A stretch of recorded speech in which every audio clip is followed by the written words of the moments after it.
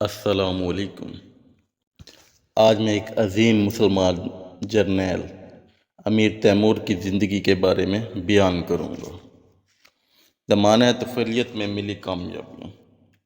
Timur کے والد کا نام ترکائی تھا۔ وہ جاگیردارانہ طرز زندگی اختیار کیے ہوئے تھے اور کیش نامی شہر میں لوگ انہیں بے حد عزت و احترام سے دیکھتے تھے۔ تیمور کے پیدائش سے پہلے اس کے والد ترکائی نے ایک روز خواب میں دیکھا کہ ایک نورانی چہرے والا فرشتہ صورت انسان ظاہر ہوا اور اس نے تیمور کے والد کو ایک تلوار پیش کی۔ ترکائی نے اس شخص سے تلوار لے کر چاروں طرف گھمانی شروع کر دی اور پھر اچانک ان کی آنکھ کھل گئی۔ اگلے دن جب وہ محلے کی مسجد کے امام شیخ زید الدین کے پاس پہنچے، جو اپنے علم اور فہم و فراست کے حوالے سے بہت شہرت رکھتے تھے، ان سے سارا ماجرا کہہ سنایا۔ شیخ زید الدین نے ترکائی سے پوچھا کہ تم نے یہ خواب رات کے کس پہر دیکھا تھا؟ ترکائی نے جواب دیا، صبح کے وقت۔ تب شیخ نے کہا کہ یہ تمہارے خواب کی تعبیر یہ ہے کہ خدا تمہیں ایک بیٹا عطا کرے گا جو تلوار کے ذریعے سارے جہان کو فتح کر لے گا۔ اگلے سال ترکائی کے گھر بیٹا پیدا ہوا۔ وہ اسے لے کر ایک بار پھر شیخ زید الدین کے پاس گئے اور ان سے بیٹے کا نام تجویز کرنے کی درخواست کی۔ شیخ نے کہا کہ تو اپنے بیٹے کا نام تیمور رکھ لے، جس کا مطلب ہے آہن یعنی لوہا۔ اس حوالے سے یہ روایت بھی مشہور ہے کہ جب تیمور کے والد نام تجویز کرانے شیخ زید الدین کے پاس پہنچے تو قرآن کی سورہ ملک کی 15ویں آیت کی تلاوت کر رہے تھے، جس کا ترجمہ ہے، کیا تمہیں خوف نہیں اس بات کا کہ آسمان کا خدا زمین کو تمہارے پیروں تلے کھول دے اور اس میں لرزہ طاری کر دے؟ قرآن میں لرزہ کے لیے تیمور کا لفظ استعمال ہوا ہے۔ تیمور کے بچپن کے حوالے سے جو بات سب سے پہلے محسوس کی گئی وہ یہ تھی کہ تیمور الٹے ہاتھ سے بھی بالکل اسی طرح کام لیتا تھا جیسا کہ سیدھے ہاتھ سے۔ اسے جب ابتدائی تعلیم کے لیے مولوی صاحب کے پاس بٹھایا گیا تو پتہ چلا کہ وہ دونوں ہاتھوں سے لکھ سکتا ہے۔ سن بلوغ تک پہنچتے سب اس کی اس حیرت انگیز صلاحیت سے بخوبی واقف ہو چکے تھے کہ وہ دونوں ہاتھوں سے یکساں مہارت سے کام لے سکتا ہے۔ چنانچہ اس نے دونوں ہاتھوں سے تلوار چلانا اور تیر اندازی کرنا بھی سیکھ لیا اور اس فن میں ایسی مہارت حاصل کر لی جو آگے چل کر جنگی مہارت میں اس کے بے حد کام آئی اور آخر عمر تک اس کے دونوں ہاتھوں کی صلاحیت میں کوئی فرق نہ تھا۔ شہر کیش اور ماروال نہر کے دونوں شہروں میں بھی یہ رواج تھا کہ طالب علم کو تختی کے ساتھ موم کا ایک گولا دیتے اور اسے سکھاتے کہ کس طرح موم کو پنگھلا کر اس کی نازک تہ تختی پر چڑھائی جائے اور پھر قلم سے اس پر لکھا جائے۔ اس کا فائدہ یہ تھا کہ تخت پر مشق کے بعد موم کو اتار کر دوبارہ پگھلایا جاتا اور پھر اسے مشق کے لیے استعمال کیا جا سکتا تھا۔ تیمور کا پہلا استاد ملا علی بیگ تھا، جس کا مکتب محلے کی مسجد میں ہی تھا۔ یہاں داخل بچے صبح آتے اور پھر ظہر کی نماز سے قبل گھر چلے جاتے۔ تیمور اس وقت کافی چھوٹا تھا، اس لیے اس کے والد یا گھر کا کوئی اور فرد چھٹی کے وقت اسے لینے آ جاتا اور وہ اس کے گھر کی طرف روانہ ہو جاتا۔ کچھ عرصے بعد ملا علی بیگ نے اپنے ایک شاگرد کو یہ کام سونپ دیا، جو عمر میں تیمور سے کافی بڑا تھا، کہ وہ چھٹی کے بعد بحفاظت تیمور کو گھر پہنچا دے۔ وہ لڑکا تیمور کا ہاتھ پکڑ کر اسے کوچے اور بازار سے گزارتا ہوا گھر پہنچا دیتا۔ بعد میں بڑا ہو کر تیمور سلطنت کے فرمانروا کے مقام پر پہنچا تو اس نے لڑکے کو ایک اہم منصب عطا کیا اور اس کی خوب عزت و تکریم کی۔ تیمور کا استاد علی بیگ بے حد عمر رسیدہ انسان تھا اور اس کے سارے دانت جھڑ چکے تھے۔ اسی وجہ سے وہ اکثر الفاظ کو صحیح طور پر ادا نہیں کر پاتا تھا۔ اس کا نتیجہ یہ ہوا کہ اس کے مکتب میں تیمور سے میں تمام طالب علموں کو بہت سے کلمات اور الفاظ بالکل غلط طور پر یاد ہو گئے۔ استاد علی بیگ کے نزدیک طالب علموں کو سکھانے کا بہترین طریقہ ڈنڈے کا استعمال تھا، چنانچہ وہ اپنے شاگردوں پر بے حد سختی کرتا اور مار پیٹ سے قطعاً گریز نہ کرتا۔ لیکن حیرت انگیز بات یہ تھی کہ تیمور کو اس سے کبھی بھی مار یا جھڑکیاں نہ سننا پڑی۔ اس کی وجہ یہ تھی کہ تیمور اپنے استاد کی کہی باتیں فوراً یاد کر لیتا تھا اور املا بھی خوب اچھی طرح بغیر غلطی کے کیا کرتا تھا۔ دوسرے بچے املا استاد کے خوف سے کرتے، مگر تیمور املا سے لطف اندوز ہوتا اور مکتب سے واپس آ کر گھر میں بھی مشق کر لیتا تھا۔ ایک دفعہ ملا علی بیگ نے تیمور کے باپ کو بلا کر کہا کہ اس بچے کی قدر جان، یہ نہ صرف ذہین اور دوسرے بچوں سے بہت آگے ہے بلکہ اس میں ناقابل یقین صلاحیتیں ہیں۔ جب تیمور کی عمر 7 سال ہوئی تو اسے ایک دوسرے مدرسے میں داخل کروا دیا گیا۔ وہاں اس کے استاد شیخ شمس الدین تھے وہ اپنے شاگردوں کو عام تعلیم کے علاوہ قرآن سکھاتے اور اشعار بھی یاد کرواتے تھے۔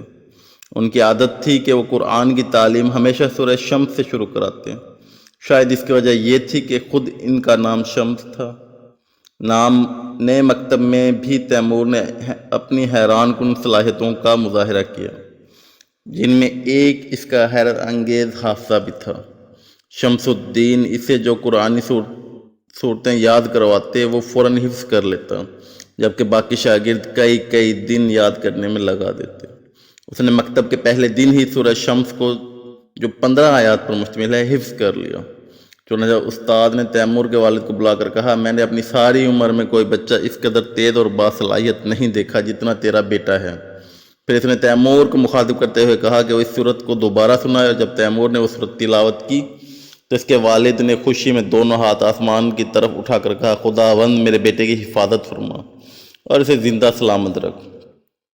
شیخ شمس الدین نے تیمور کو قرآن کی دیگر صورتوں کا درس دینا شروع کر دیا۔ وہ اسے مختصر صورتیں یاد کرواتے تھے جو زیادہ تر مکہ میں حضور اکرم صلی اللہ علیہ وسلم پر نازل ہوئی تھیں۔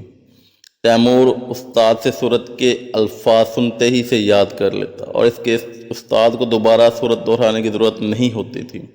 حصول علم کے لیے شوق اور صلاحیت کو دیکھتے ہوئے شیخ شمس الدین نے تیمور کو سورہ یاسین سکھانے کا فیصلہ کیا، اور ایک دن تیمور سے کہنے لگے، تیمور، سورہ یاسین قرآن کی 36ویں صورت ہے اور 83 آیات پر مشتمل ہے۔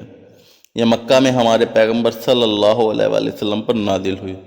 میں ایک مرتبہ اس صورت کی تلاوت کرتا ہوں تو غور سے سن اور دہرانے کی کوشش کر، اگر کوئی مشکل پیش آئی تو میں تجھے سکھا دوں گا۔ پھر انہوں نے پڑھنا شروع کیا، یاسین والقرآن الحکیم۔ پھر رک کر تیمور سے پوچھا کہ تو جانتا ہے کہ یاسین کے کیا معنی ہیں؟ تیمور نے کہا کہ یا کا مطلب جانتا ہوں کہ عربی زبان کے الفاظ میں سے ایک اور کسی کو مخاطب کرنے کے لیے استعمال ہوتا ہے، لیکن میں نہیں جانتا کہ یہاں سین کے کیا معنی ہیں۔ شیخ نے اسے بتایا کہ سین کا مطلب ہے والے انسان، لیکن ہر انسان نہیں بلکہ ایک خاص انسان۔ تیمور نے کہا، اس کے خیال میں تو سین حروف عبد کا ایک حرف ہے، اس کے معنی انسان کے ہو سکتے ہیں۔ یہ اس کے لیے حیرت کی بات ہے۔ اس پر شیخ نے وضاحت کی کہ تو ٹھیک کہتا ہے، اور سین حروف عبد میں سے ہے، لیکن یہ کلمہ سرہ کا پہلا حرف ہے، اور عربی زبان میں سرہ کا مطلب ہے گل ریحان، اور خدا کو پیغمبر صلی اللہ علیہ وسلم سے اس قدر محبت تھی کہ وہ انہیں اس صورت میں اسے پھول کہہ کر مخاطب کرتا ہے۔ جب استاد نے سورہ یاسین کی تلاوت مکمل کر لی تو تیمور نے اپنا قرآن کھولا اور آہستہ آہستہ پڑھنا شروع کر دیا۔ چند بار دہرانے کے بعد اسے سورہ یاسین مکمل طور پر حفظ ہو گئی۔ مکتب میں تعلیم حاصل کرنے کے ساتھ ساتھ تیمور کی جنگی اور دفاعی تربیت بھی جاری رہی۔ مکتب سے فارغ ہو کر وہ قریبی چراگاہ میں چلا جاتا جہاں اس کے والد نے اسے گھڑ سواری سکھانے کا انتظام کر رکھا تھا۔ ایک شخص اسے گھڑ سواری کے اسرار اور رموز سکھاتا تھا۔ ایک روز اس نے تیمور کو بتایا کہ کسی جنگلی گھوڑے کو کس طرح قابو کرتے ہیں۔ اس شخص نے بتایا کہ نیم جنگلی گھوڑے پر سوار ہوتے وقت اس کی پچھلی ٹانگوں کے نزدیک نہیں جانا چاہیے کیونکہ گھوڑا دلتی مارتا ہے، اور اس کے سامنے بھی نہیں جانا چاہیے کیونکہ کاٹنے کو دوڑتا ہے، بلکہ دائیں یا بائیں طرف سے گھوڑے کے نزدیک آ کر الٹے یا سیدھے ہاتھ سے اس کی یال کو مضبوطی سے تھام لینا چاہیے۔ تاہم جیسے گھوڑے کی یال گرفت میں آئے تو جانور بدک کر بے تحاشا بھاگنا شروع کر دے گا تاکہ سوار ہونے والے کو زمین پر پٹک سکے۔ تیمور کے استاد نے اسے بتایا کہ جب وحشی گھوڑا سرپٹ دوڑنے لگے تو اسی حالت میں اس پر چڑھنے کی کوشش کرو، اور گھوڑے پر بیٹھنے کے لیے ضروری ہے کہ اس کی گردن کے بالوں کو مضبوطی سے پکڑے رہو، وگرنہ بری طرح گرو گے اور ہو سکتا ہے کہ گھوڑوں کے قدموں تلے کچلے جاؤ۔ لیکن جیسے ہی گھوڑے کی پیٹھ پر پہنچو تو اپنی ٹانگوں سے اس کے پہلوؤں پر دباؤ ڈالو تاکہ اپنا توازن برقرار رکھ سکو، اور جب توازن قائم ہو جائے تو گھوڑے کی یال چھوڑ دو اور اسے جتنا چاہے دوڑنے دو۔ گھوڑے کو جب یہ احساس ہو جائے گا کہ وہ تمہیں زمین پر پٹک نہیں سکتا تو خود بخود آرام ہو جائے گا۔ چنانچہ تیمور نے استاد کی باتوں کو گراہ میں باندھ لی اور ہر روز وحشی گھوڑوں کو قابو کرنے کی مشق کیا کرتا۔ آخرکار فتح تیمور کی ہوتی اور وہ گھوڑے پر غلبہ پا کر اسے اپنا مطیع اور فرما بردار بنا لیتا۔ چراگاہ میں تیمور گھڑ سواری کے ساتھ ساتھ تیر اندازی بھی کرتا تھا۔ ابتدا میں اس نے ساکت چیزوں پر نشانہ لگانے کی کوشش کی۔ مہارت حاصل ہو جانے پر وہ متحرک چیزوں پر نشانہ لگانے کی مشق بھی کرنے لگا اور جلد ہی اس فن میں کمال حاصل کر لیا۔ جلد ہی وہ اپنے استاد کی مدد سے گھوڑے پر سوار ہو کر گھوڑے کو پوری رفتار سے دوڑاتے ہوئے اپنے آگے پیچھے اور دائیں بائیں مختلف نشانوں کی طرف تیر چلانا سیکھ گیا۔ تاہم اس عمر میں چونکہ وہ ابھی اتنا طاقتور نہیں تھا، لہذا اس کا تیر ایک محدود فاصلے سے آگے نہ بڑھ پاتا تھا۔